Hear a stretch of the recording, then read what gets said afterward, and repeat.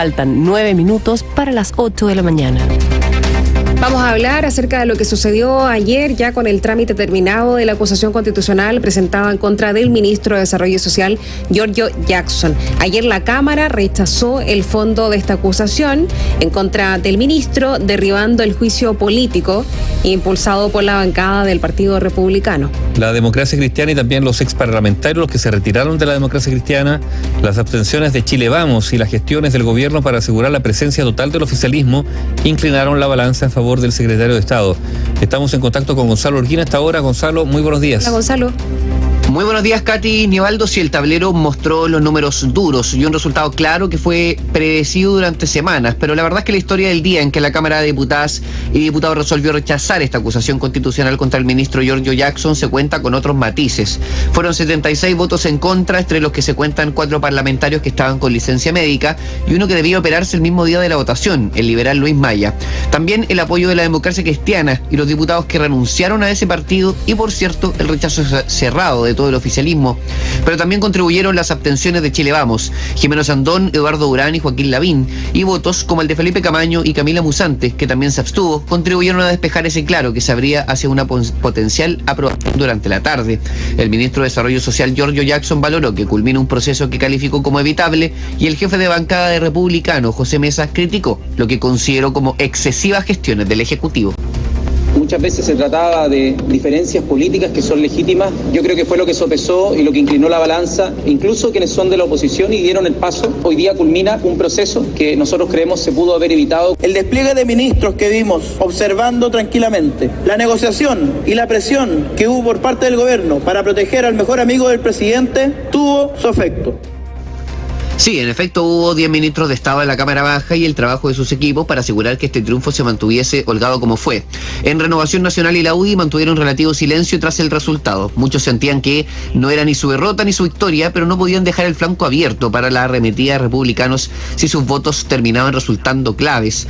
Musante, la diputada Camila Musante, explicó que su abstención constituye una suerte de protesta a la conducción del gobierno y el diputado RN Eduardo Durán, que tampoco apoyó la acusación, aprovechó de hacer un llamado al presidente de la República a sacarle trote al ministro Jackson.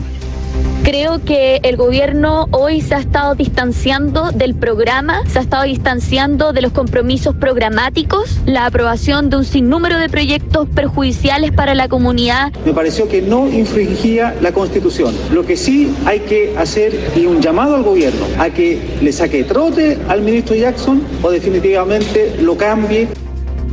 La UDI salió de la línea de las críticas, pese a que no pudo contener la abstención de Joaquín Lavín, anunciando desde bien temprano que el diputado Cristian Moreira, que el día miércoles había anunciado que votaría en contra, terminó votando a favor. De alguna manera, 22 de 23 gremialistas finalmente estuvieron por destituir a Jackson.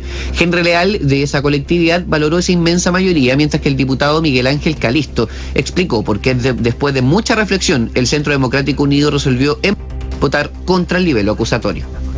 Respaldamos y apoyamos porque encontrábamos que había mérito para cumplirla. Fue solamente por 8 votos la diferencia. Yo creo que el ministro ha quedado debilitado por esta acusación. Evidentemente nosotros tenemos una opinión crítica del funcionamiento del gobierno, pero creemos que es necesario ser muy equilibrado al minuto de usar la herramienta de la acusación constitucional. En el oficialismo hubo valoraciones algo tímidas pero satisfechas de derribar este juicio al que nunca le vieron justificación ni jurídica ni política. La diputada de Comunes Camila Rojas celebró el apoyo de diputados que no son gobierno, entendiéndolo según ella como una aval a la labor del ministro, y el jefe de bancada del Partido Comunista, Boris Barrera, dijo que Republicanos se quedó solo. Destaco a aquellos que, sin ser parte del gobierno, también rechazaron la acusación constitucional, un voto de respeto respecto del trabajo que ha estado realizando el ministro Jackson. El Partido Republicano se queda solo, digo que no pudo avanzar con esta acusación constitucional que no tenía sustento. Sí, fue una jornada de muchas tensiones, en las que hubo incertidumbre hasta el final, pese al resultado claro del hemiciclo. Es el segundo proceso de este tipo iniciado por la bancada de republicanos, nueva en el Congreso Nacional, y la segunda que también es rechazada. La línea ya estaba dibujada desde el Partido de la Gente, sus diputados renunciados que conformaron otro comité, Chile Vamos, y también los acusantes, los republicanos, con un grupo de parlamentarios de fuerzas intermedias que, entre acuerdos, licencias médicas y algunas ausencias, terminaron inclinando la balanza a favor de uno de los fundadores de la coalición central de gobierno. Este juicio político así terminó y de alguna manera todavía nos queda el siguiente, el de la exministra de Justicia Marcela Ríos, Aníbaldo Cali. A ver, lo habíamos mencionado que cuando algunos parlamentarios dicen que finalmente esto se cayó porque hubo gestiones de presión del gobierno, era que los argumentos quizás no eran tan sólidos. Yo no digo que no haya argumentos, digamos, de reproche al ministro Jackson. Yo creo que habían argumentos incluso en la propia acusación. La pregunta era si esos argumentos daban para que fuera una acusación constitucional. Y da la sensación que no, que es lo que dijimos desde el comienzo, ¿no? Porque más allá del alineamiento entre oposición y gobierno, si hubiese habido argumentos severos, probablemente Jackson habría caído, Gonzalo, ¿no? Sí, la verdad es que sí. No hay que perder de vista que los ministros de Estado sí tienen, por supuesto que sí, una responsabilidad política de todo lo que ocurre en aquellas instituciones sectoriales que le corresponden por rama del Estado, pero también existe la independencia de responsabilidades o la responsabilidad media, en donde muchos de los capítulos acusadores de esta acusación constitucional hacían referencia a problemas de gestión o temas que estaban pendientes o derechamente a errores conceptuales de puntos que casi nunca se lograba rastrear directamente la responsabilidad personal. Recordemos que las acusaciones constitucionales, y lo estamos viendo en el debate de la acusación de la ministra Ríos, se centra en la responsabilidad personal de una vulneración de ley o de una vulneración de tipo constitucional. Después, si es que producto de problemas de gestión, por ejemplo, en las licitaciones del programa Mejor Niñez, que es innegable que hay un tema histórico heredado, pero que también hay una crisis que está obligado a este gobierno a solucionar, no se podía rastrear directamente eso hacia el ministro Jackson. Y lo mismo, y esto es muy importante, lo hemos estado diciendo insistentemente, respecto de la acusación de presiones de parte de la ex seremi de la región metropolitana, Patricia Hidalgo. Ella dijo que el ministro Giorgio Jackson no la presionó y también, pero esto es lo más importante, que dijo no saber si él sabía. Entonces ni siquiera se puede acreditar que el ministro Jackson tuviese conocimiento de que hubo presiones políticas, pero claro, ahí tú, Nivaldo, lo dices muy bien. Si los argumentos hubiesen sido más de peso, esto otro gallo cantaría, también porque esto fue un juicio político en donde incluso quienes apoyaron al ministro Jackson no perdieron oportunidad de decir, bueno, nosotros lo respaldamos, pero hay cosas que mejorar. Ayer escuchaba una declaración del diputado Jaime Naranjo que hablaba de que el ministro Jackson tenía que mejorar su inteligencia emocional. O sea, para que vean que por ahí es donde se marcó un sello en donde finalmente el ministro Jackson logra zafar de esta situación, airoso, con los votos, con el apoyo de los parlamentarios oficialistas, pero con una crítica pendiente tanto en gestión administrativa y política que debe resolverse, pero por sobre todo esto que siempre se ha dicho, que mejoren las relaciones en el Congreso Nacional.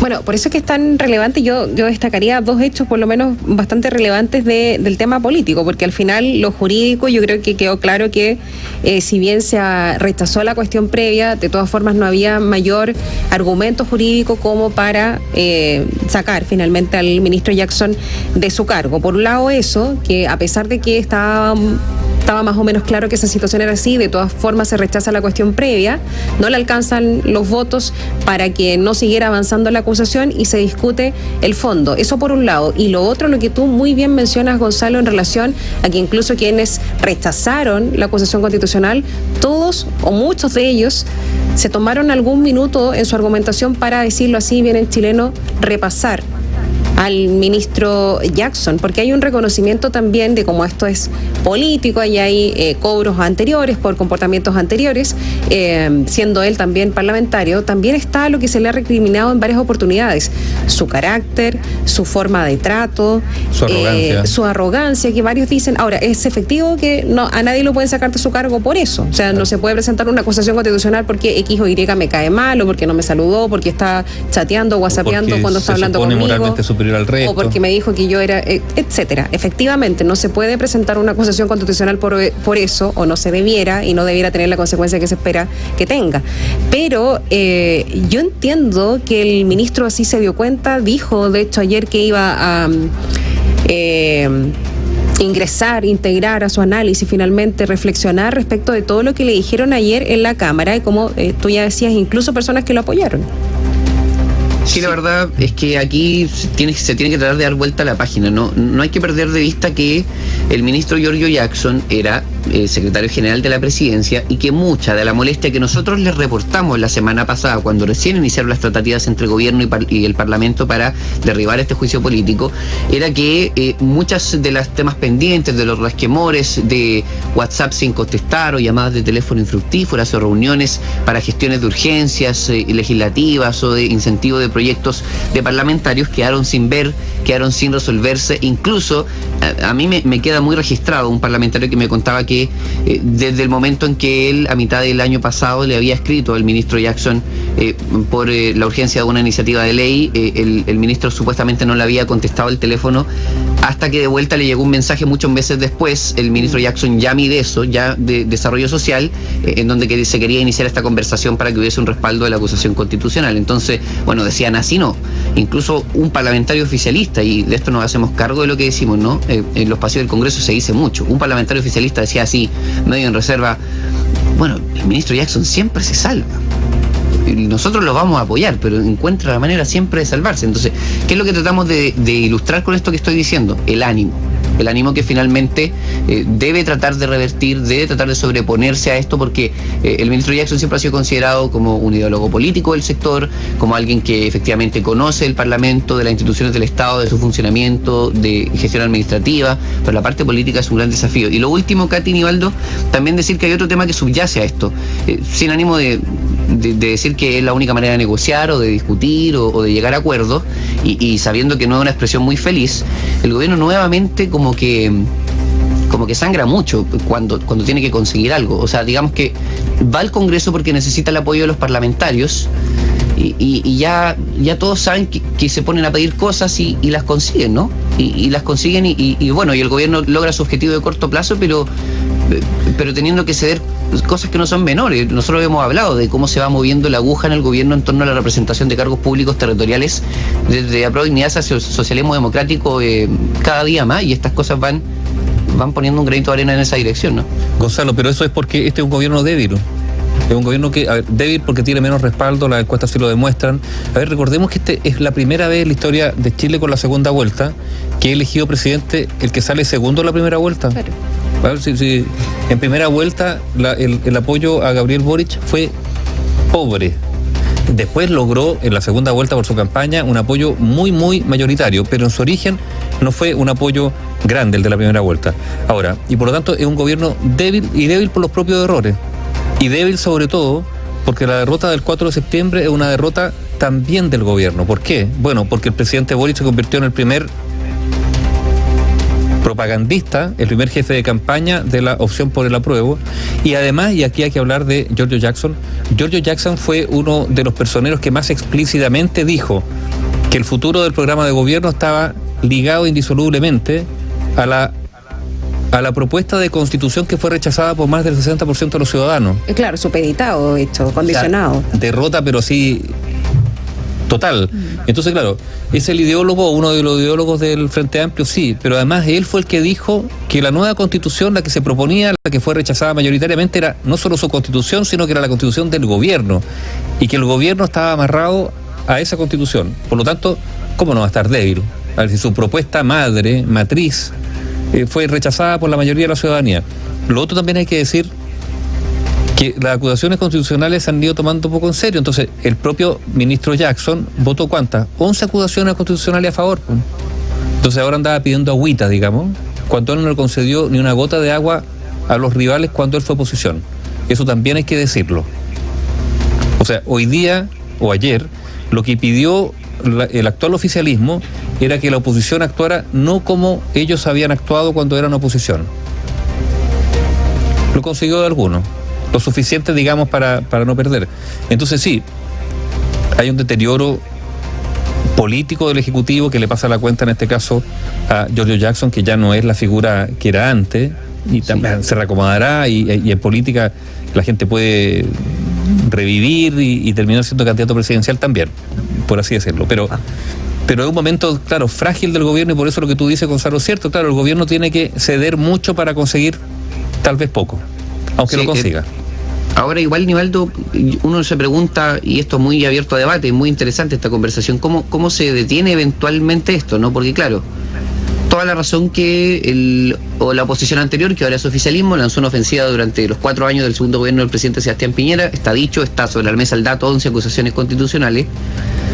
Ahora quizá uno podría decir no tienen peso para decir lo contrario, y estaríamos bien en decir eso, pero esto significa entonces que nadie va a tener nunca piso para decir cuándo es mucho, ¿no? O sea, como nos vamos a ir turnando, porque, bueno, también vamos a decir eso, ¿no? El Congreso, estamos recién terminando el primer año de gobierno del presidente Gabriel Boric, y todos dicen, bueno, vuelve Chile Vamos al poder el 2026, y el oficialismo de nuevo va a decir, bueno, y entre el 2021 y el 2025 nos acusaron, no sé, 13 veces, claro. Nosotros vamos a acusar 14, y vamos a seguir utilizando este instrumento quizás demasiado. Bueno, en eso nos hemos ido por lo menos 16 años. En eso yo diría particularmente los últimos 10, 11, 12 años. Esa ha sido la dinámica. Y gobiernos, perdón, para no dejar pasar el análisis, gobiernos que efectivamente duran o se mantienen, digamos, durante el periodo que fueron electos, pero que de cierta forma terminan, por decirlo así, no, y antes de tiempo. Estaba pensando, por ejemplo, Bachelet 2, derrotadísima por el caso Cabal. Después está Piñera, ni hablar con el estallido social, y eventualmente lo que ha pasado con este Ejecutivo, por lo que sucedió el 4 de septiembre. Ahora, o sea, son gobiernos que al final terminan más bien flotando que ejecutando lo que efectivamente, claro, o para lo que fueron electos por la ciudadanía. Se le acaban las pilas antes, digamos. Claro. Pero se le acaban las pilas antes porque la ciudadanía desconecta la pila. Eso también. Pierdan tanto respaldo que quedan, claro, un poco en el aire. Sí. Ahora, sí está el concepto de las oportunidades, ¿no? Y eso tiene que ver también con qué actitud va a adoptar la oposición, porque la oposición puede efectivamente, ante un gobierno débil, salir, no sé si la palabra es arrematarla, pero sí, todavía arrinconarla más. Pero también está, y lo hemos visto en algunos sectores de la oposición, que dicen, bueno, esta es la oportunidad para tratar de hacer cuajar un acuerdo en el cual el gobierno incorpore muchas de nuestras propuestas. ¿Por qué? Porque ante la debilidad del adversario nosotros podemos poner más ingredientes, digamos, no sé, a la cazuela común que queremos construir o cocinar. Claro. Pero eso también genera tensión al interior de la propia oposición. Y también esto sirve, ojo, estas posiciones, digamos, para también perfilarse de cara a eventuales elecciones futuras y marcar diferencias, en este caso, no sé, con Republicano en algún caso, como en algún momento fue Renovación Nacional, incluso con la UDI, pero eso todavía no cuaja, ¿no, Gonzalo? Sí, en Chile Vamos hay mucha preocupación. Sienten que de cara a las elecciones de consejeros, que después en el futuro de municipales, de parlamentarios, en fin, todas las que vengan, no todos, esto no estamos diciendo que sea una cuestión que todos lo piensen, pero a nosotros se nos comenta. Esta semana estuvo muy en la palestra esto de claro, la oposición se beneficia de estos problemas del gobierno, pero ¿cuál oposición? ¿Toda? Republicanos, o sea, el votante, ¿a quién más lo interpreta? ¿La manera en que Republicano haya llevado acusaciones constitucionales o la manera en que, no sé, hasta hace 2-3 días habían 7 votos de Renovación Nacional que no estaban por apoyar el nivel acusatorio porque consideran que era un mal texto y que el ministro no merecía ser destituido por esas razones? ¿Cuál es el razonamiento de la persona que ha respaldado a Chile Vamos, a Republicano durante este tiempo? Y la inquietud que tienen es que hay una disputa que no es menor y que es incómoda, porque muchas veces son grupos políticos que tienen que ponerse de acuerdo para lograr cosas. Estamos hablando de sesiones especiales, comisiones especiales investigadoras, firmar proyectos, el mismo tema de la mesa de seguridad. Bueno, la reforma constituyente no está claro el punto que ha hecho Republicanos, pero ese redito va a seguir siendo incómodo, sobre todo, yo diría que para la colectividad que es más incómodo es para Renovación Nacional, ¿no? Que tiene sectores que quizás no son, uno podría decir, son lo más alejado en cuanto a la dureza de la postura opositora que Republicano, ¿no? Muchas gracias, Gonzalo. Que esté muy bien, buenos días. Igual tú, gracias, Gonzalo. Bueno.